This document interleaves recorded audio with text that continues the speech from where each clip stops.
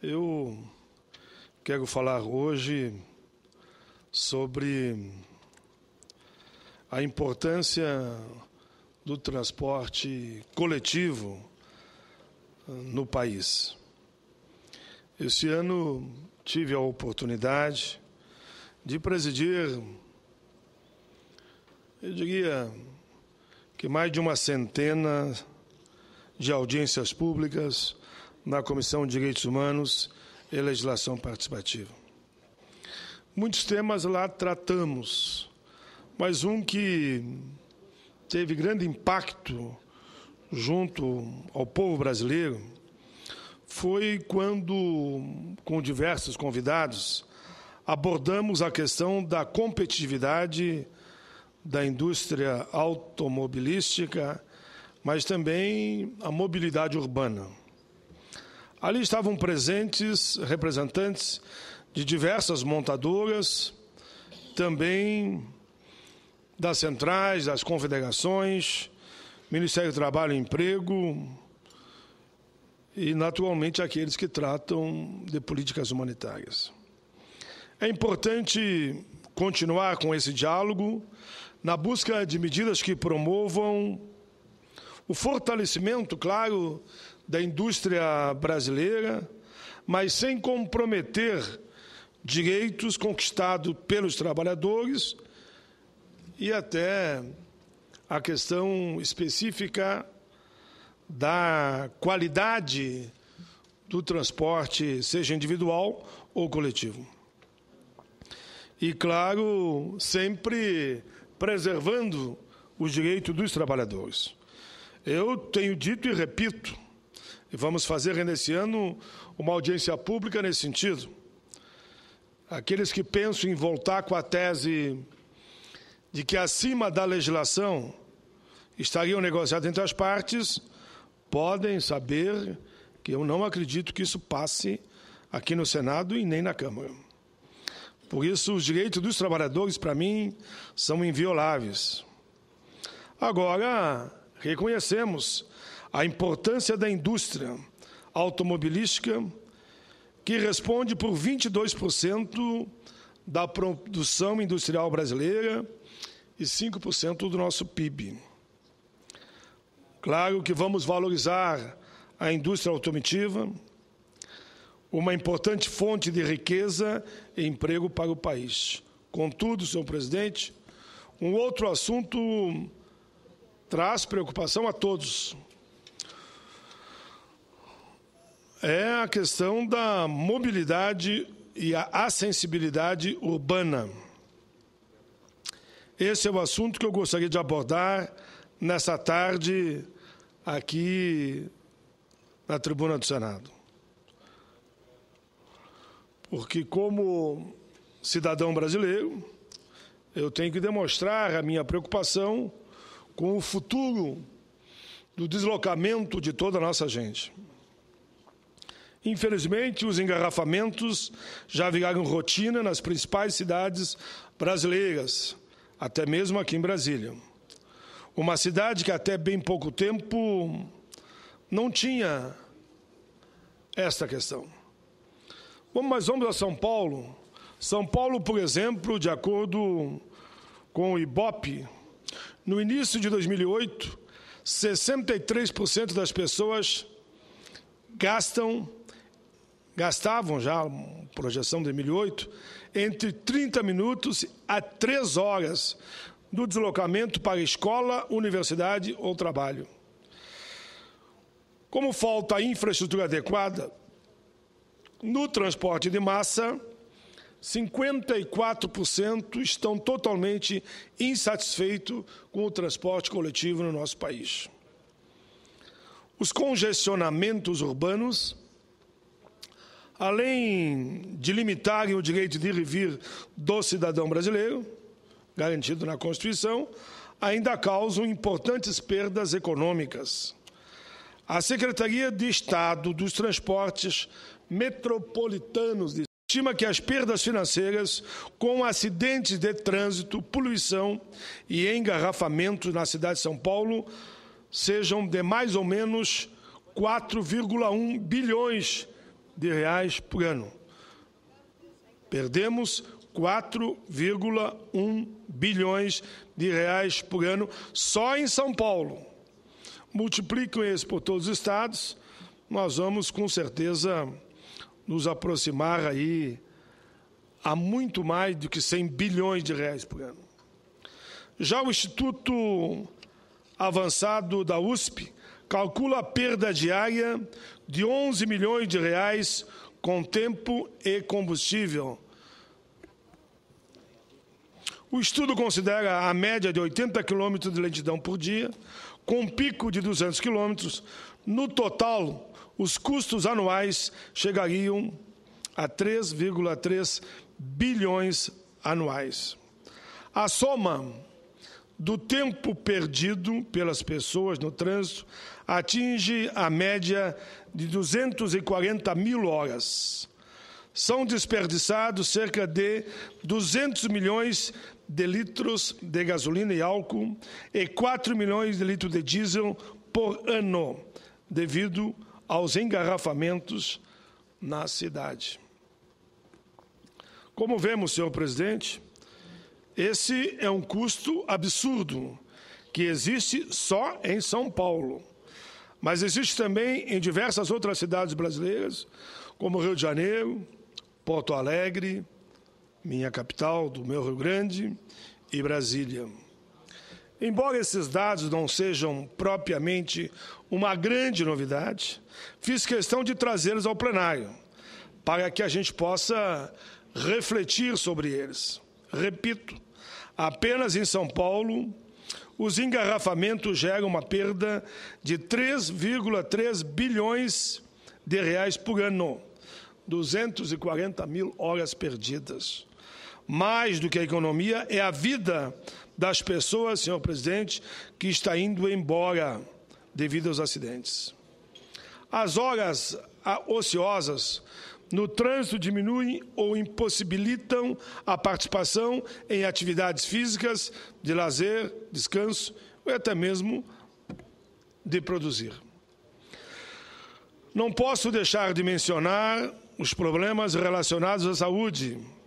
As pessoas que passam longas horas ao volante, ou mesmo em ônibus lotados, tendem a apresentar queixas como dores lombares, dores no pescoço e ombro, dores de cabeça e, além, naturalmente, de dores no conjunto do corpo. Em 2007, pesquisadores da Universidade de São Paulo avaliaram 500 pessoas que trabalham nas ruas como motoristas. Todas as pessoas expostas à rotina nas ruas apresentaram substâncias tóxicas no organismo e chance dobrada de desenvolver câncer de pulmão. Também podem desenvolver bronquite, asma e até infarto. O provável aumento do número de doentes provocados pelo trânsito nas grandes cidades tem impacto direto nos custos de saúde pública no Brasil.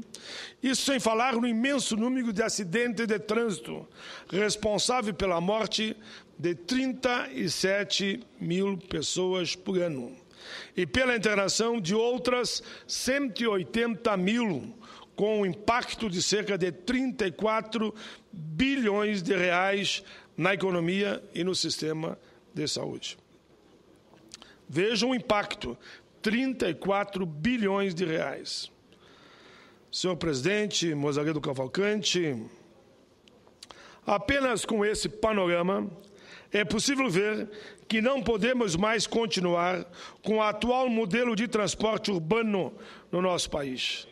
Não dá mais para comprometer a produtividade, a mobilidade e as vidas de milhões e milhões de brasileiros. Tenho lido muito a respeito desse assunto e conversado também com especialistas na matéria e percebo que há um consenso para equacionar o problema da mobilidade urbana. É preciso, primeiro, priorizar o transporte coletivo para que ele seja eficiente, eficaz e, segundo, modelar e desenvolvimento das cidades usando o transporte público como eixo.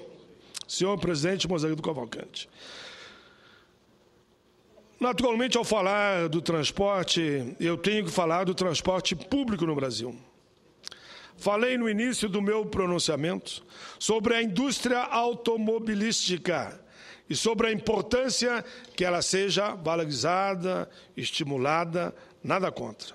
Mas não podemos nos esquecer dos transportes coletivos, que não têm recebido os mesmos benefícios. Trago aqui um exemplo. Se tomarmos o período de 2013 e 2009, enquanto a inflação medida pelo IPCA subiu 41,8%, os preços das passagens dos ônibus urbanos registraram um aumento de 63,2%, 20% a mais do que a inflação, o que gerou uma queda do número de passageiros pagantes. Por outro lado, ficou mais fácil comprar automóveis. E que bom, porque o preço do carro novo subiu 19%, motocicleta 12% no mesmo período. E eu sou daqueles que entendem que o povo tem que ter direito mesmo de comprar seu carrinho, de ter direito ao seu transporte individual, mas isso não quer dizer que a gente não tenha que investir no transporte coletivo. É fundamental o transporte coletivo. Tem que ser uma opção do cidadão ir de carro, ou de moto, ou de bicicleta. Senhor presidente, entendo eu que esse é um dado importante, que mostra que não estávamos como deveríamos favorecendo o transporte coletivo. Ou seja, ônibus, metrô, trem, enfim. Repito, quero que seja assegurado ao brasileiro o direito de ter seu carro novo. Deixo isso bem claro, até porque ele representa um legítimo direito do povo brasileiro, que sempre que perguntado, coloca como um dos principais itens, e que eu entendo que é mais do que justo.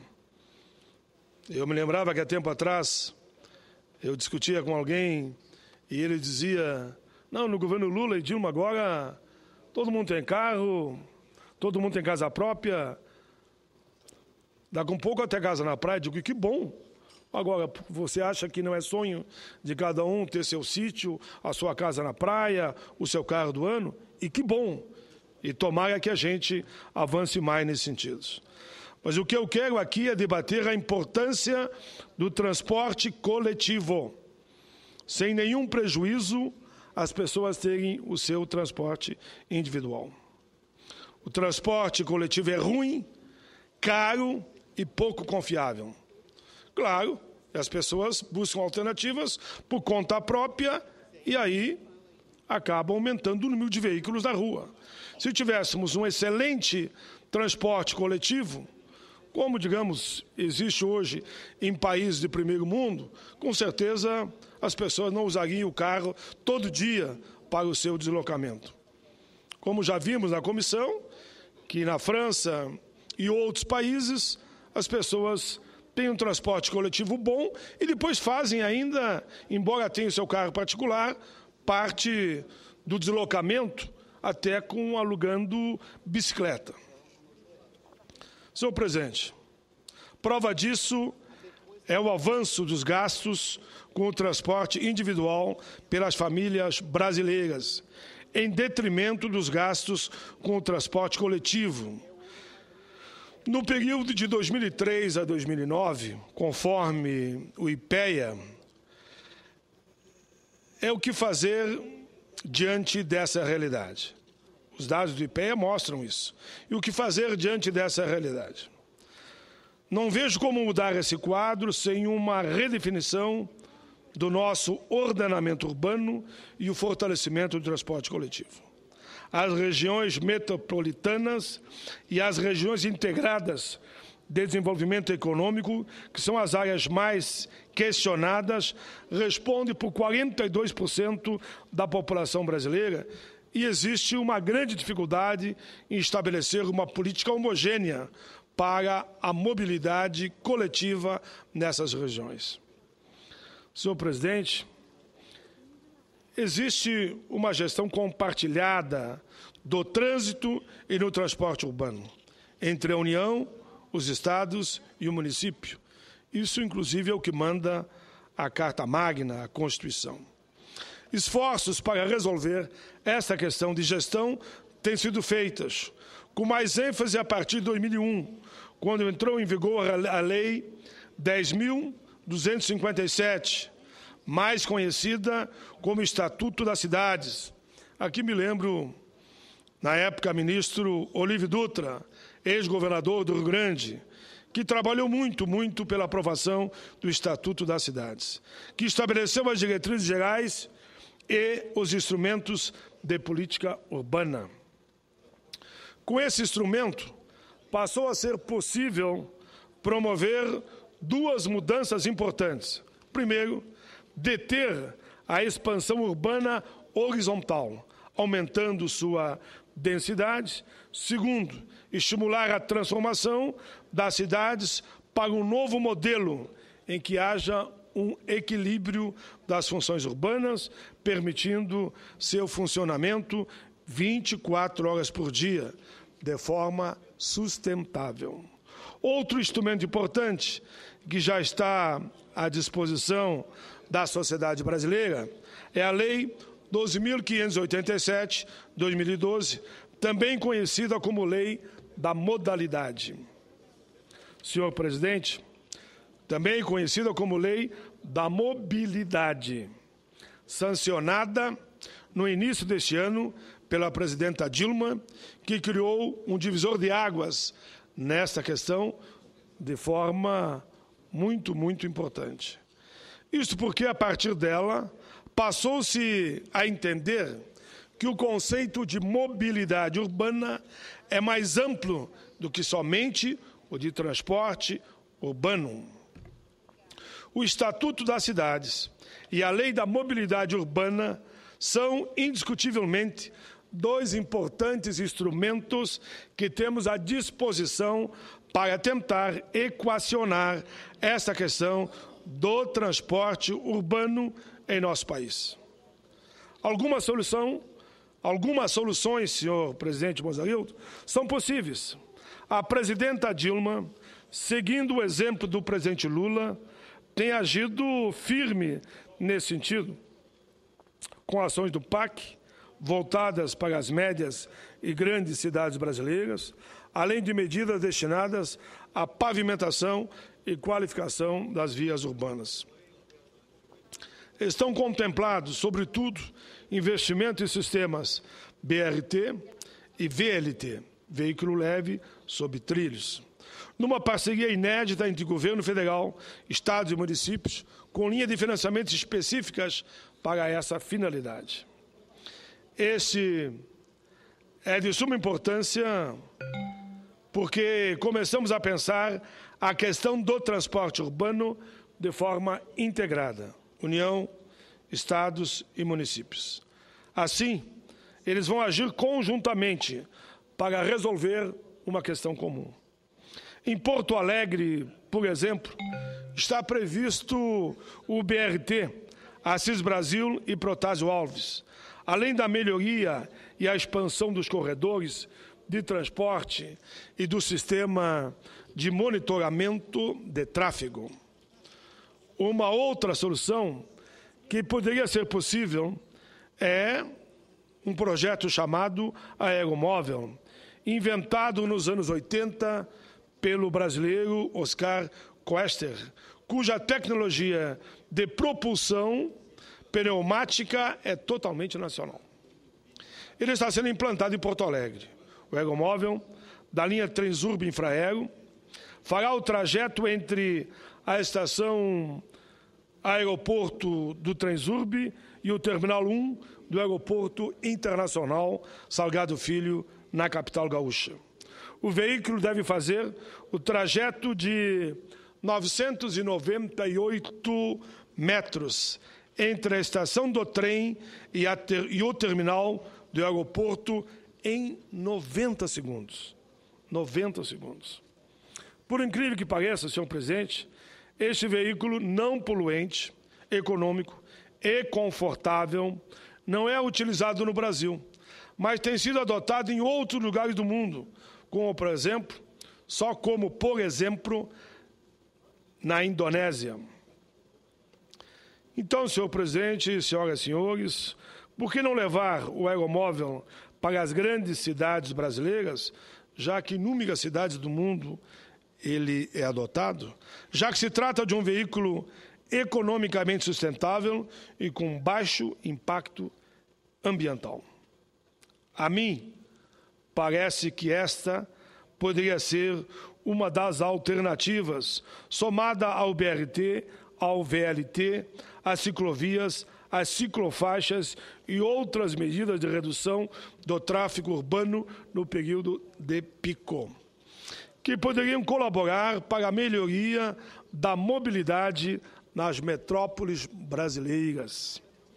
Essa integração entre os diferentes modais é necessária porque não existe modalidade de transporte que isoladamente resolva todas estas questões do transporte urbano, se levarmos em conta as três variáveis mais importantes na mobilidade, que são a acessibilidade, tempo de espera e velocidade do equipamento. Senhor presidente, antes de encerrar, e já agradecendo pela tolerância de Vossa Excelência, que me pacientemente permitiu que eu falasse na íntegra, eu só gostaria de citar alguns exemplos, mas aí eu vou indo para o final, de soluções para essa questão do transporte urbano que deram certo em alguma cidade. O primeiro exemplo que eu quero mencionar é o de Hong Kong, eleita pela revista Economia como a melhor cidade do mundo para se viver.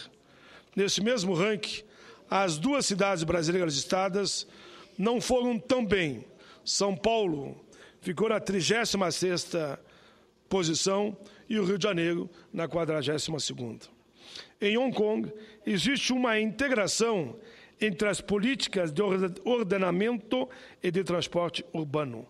Lá, não se permite a ocupação dispersa do território. Ao contrário, restringe-se ao máximo essa expansão horizontal da cidade. Como resultado, somente 1/4 do espaço da ilha é habitado e não existe desperdício de recursos como saneamento, eletrificação, pavimentação das áreas mais distantes.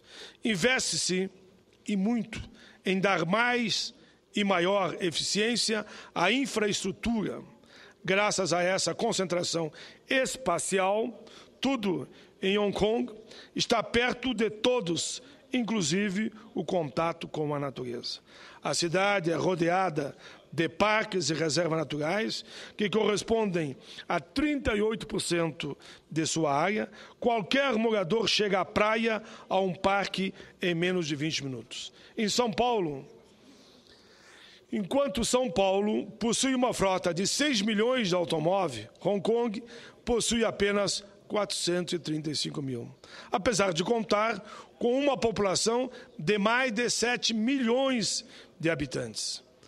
A explicação para isso, senhor presidente Mozarildo, está na qualidade do transporte coletivo.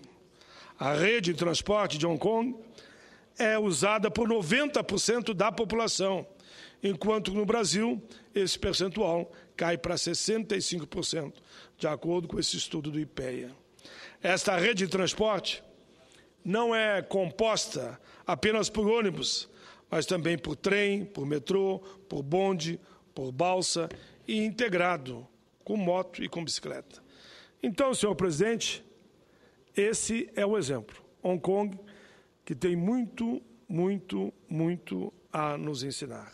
O outro exemplo que poderíamos citar aqui é Bogotá, na Colômbia, onde as autoridades investiram em renovação urbana com um forte enfoque na qualidade de vida, enfrentando uma degradação na vida dos moradores a cidade desenvolveu um programa relativo a transporte e tecido urbano denominado Transmillennium.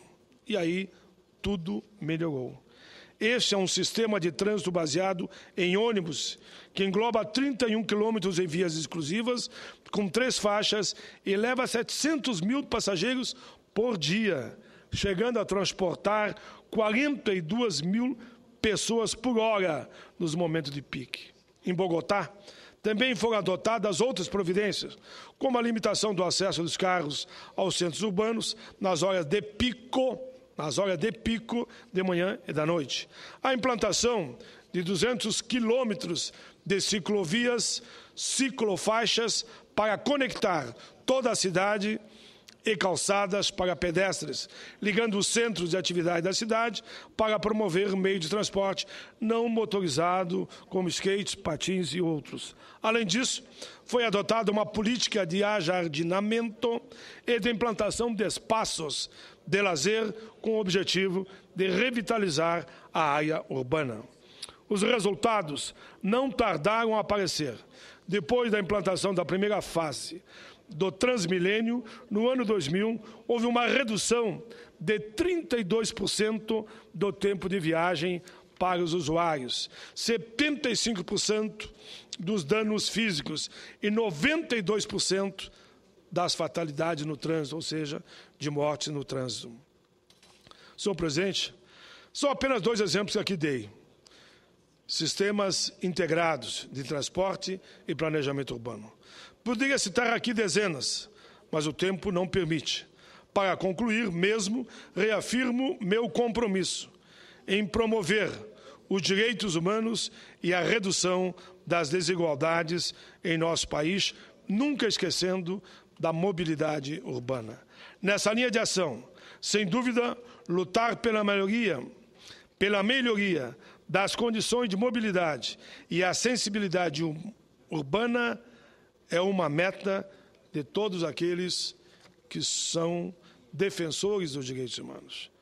Mais do que um simples serviço de transporte, os sistemas públicos de transporte urbano cumprem uma missão essencial de serviço social necessário à manutenção da solidariedade e da coesão geográfica de uma cidade, assegurando a todos o acesso pelas vias, combatendo acidentes, combatendo congestionamento, combatendo a poluição, em resumo, dando mais um salto de qualidade em defesa da vida. Era isso, senhor presidente, agradeço a Vossa Excelência e quero apenas me justificar mais uma vez que hoje vai haver um grande encontro em Porto Alegre, na Assembleia, um em Garibaldi, e há pouco tempo me ligaram, já que eu sou autor do Estatuto do Motorista, se eu poderia estar lá.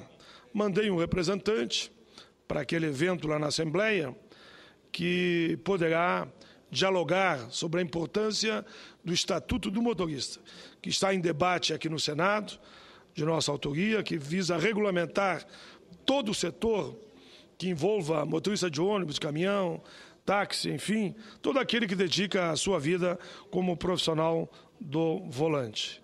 Agradeço a todos e justifico a minha não presença naquele evento tão importante, tanto em Porto Alegre como lá em Garibaldi. Era isso, obrigado.